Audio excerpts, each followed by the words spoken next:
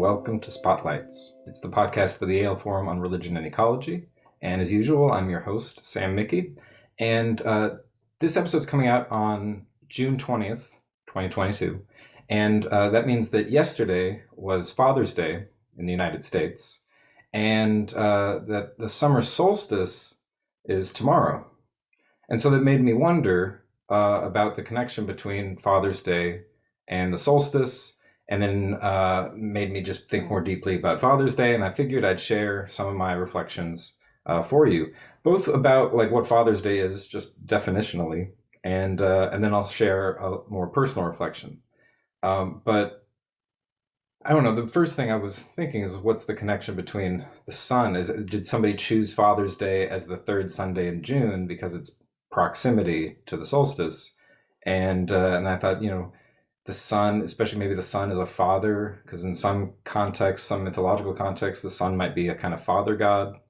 Not all, though, of course. An easy example would be Japan, right? The goddess Amaterasu is a sun goddess in Shinto.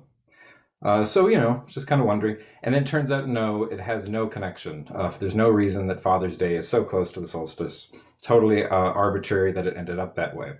And it turns out that not everybody celebrates it in June at all. And so that was surprising. Maybe everybody else knows that, especially people in other countries. But it turns out that it's celebrated pretty much throughout the year. There's not any month on the calendar where there's not at least one country celebrating Father's Day sometime. So really widely distributed. And these days it's a pretty global holiday. It started in a Christian context at least like 500 years ago. And then it has like early predecessors, maybe some hundreds of years before that. And if you think, does Father have something to do with like God the Father, that connection is there, right? Because it does have a Christian origin. But of course, it's not just about celebrating God the Father, it's celebrating fathers, human fathers here on earth, and paternal bonds, the social influence of fathers.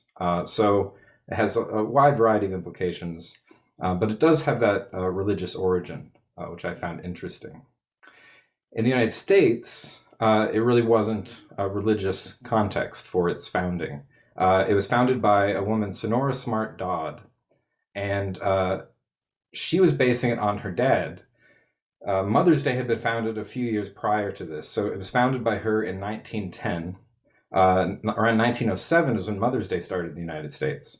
And so she was listening to like a Mother's Day sermon or something and thought, I should do something like this, because she really cared about her dad, who was William Jackson Smart, and he was a Civil War veteran, single parent, raised 6 kids, including her. And so she's like, we need a holiday to celebrate people like this. And so she proposed Father's Day in like 1909, and the next year people started celebrating it. And first in Spokane, Washington, and then it kind of grew from there. And now it's celebrated all across the United States. So interesting. I just found those origins interesting. So, I'm not here to then get more into the specifics of what makes a father and gender roles, sexuality, things like that. I really just wanted to make some more personal comments about my dad. You might think, are you using this as some kind of Father's Day card for your father? Yeah, that's part of it.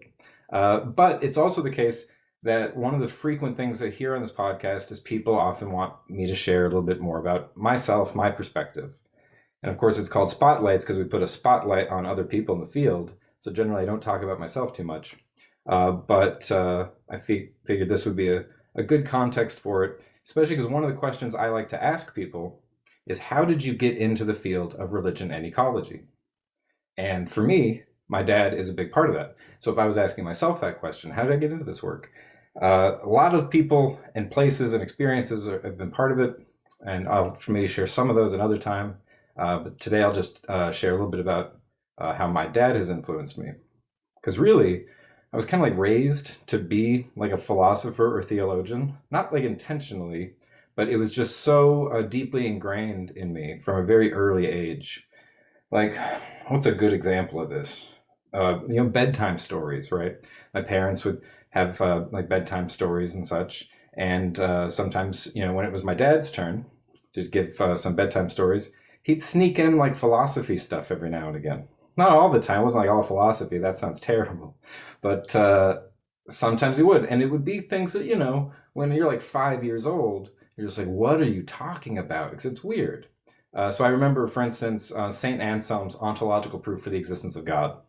I remember that being told as like a bedtime story, which, if you don't know, it's a kind of simple proof on the face of it. If you just putting it very simply, the argument is that God is really great by definition, right? God is that than which nothing greater can be conceived.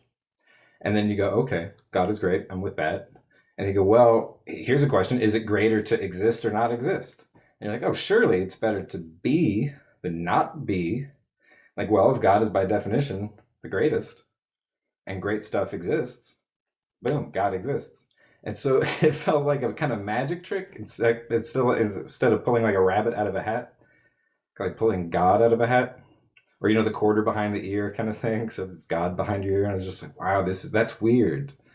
And years later, studying these things, I read like Thomas Aquinas being like, no, that's a terrible argument. You can't just argue from a definition like that, and we have to start with the world and kind of work backwards. The cosmological proof for God, right? If everything's in motion, there had to be somebody to kickstart it, some unmoved mover, right? So anyway, that's just as a kid, or like Rene Descartes, philosophical meditations, where he kind of doubts everything, and you can't doubt that you're doubting, and so doubting is a form of thinking. Therefore, he has that phrase, "I think, therefore I am." I must exist, because even the act of doubting presupposes a doubter. That kind of radical doubt, you're like, you can doubt everything. Like as a kid, that was like, oh wow, what a weird world we're living in. So, Soren Kierkegaard's leap of faith, like stuff like that was just, regular conversation from a young age. So I got pretty fascinated with that because of the magic of it, because of it's just weird. And so then I got, pretty religious as a kid. And being raised Catholic, by the time I was like 8 or 9 years old, when people said, hey, what do you want to be when you grow up? I'd say the Pope, which is funny retrospectively. And my parents supported that, and they weren't like, that's kind of ridiculous. They did help manage expectations by letting me know that, America's not normally the place that people are going to get popes. So you can hold out hope, but it's not a super easy job to get. So it's, it only took a few years or something for me to just switch on to other things that I wanted to be when I grew up. But, that's part of it. So where's the ecology side of things? In a similar way, that was something that was really just in me from a very early age. And, my dad was a big part of that because he would take the family out camping. So, I've seen very young childhood pictures of me where I wasn't conscious yet. I wasn't like aware in a way where I can recover those memories. Like 3 years old, 4 years old, and I'm out camping. So being close to, the great outdoors was really part of my life from a very early age.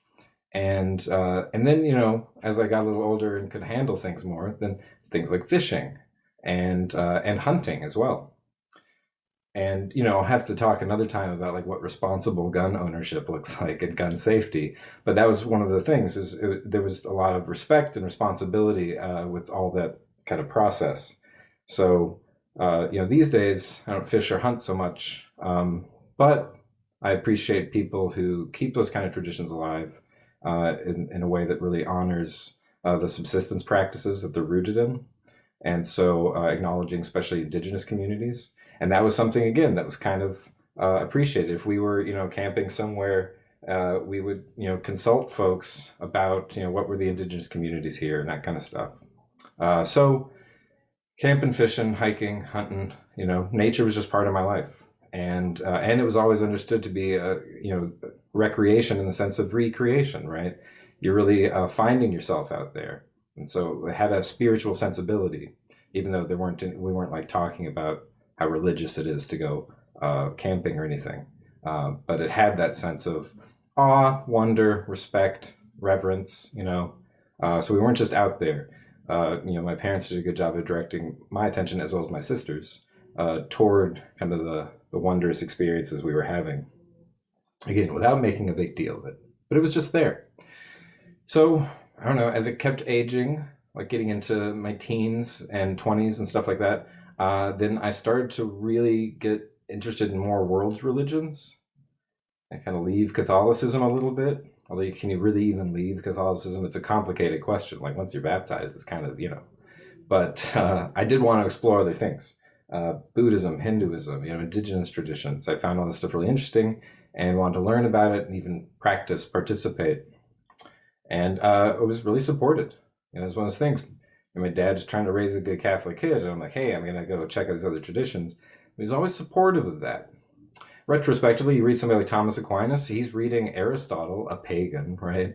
And he's reading, Maimonides, a Jewish philosopher, and he's reading, people like Ibn Rushd, right, a Muslim philosopher. So that's Catholic. Catholic is supposed to be universal, so we should be in dialogue with all these traditions. So I got a lot of support for that.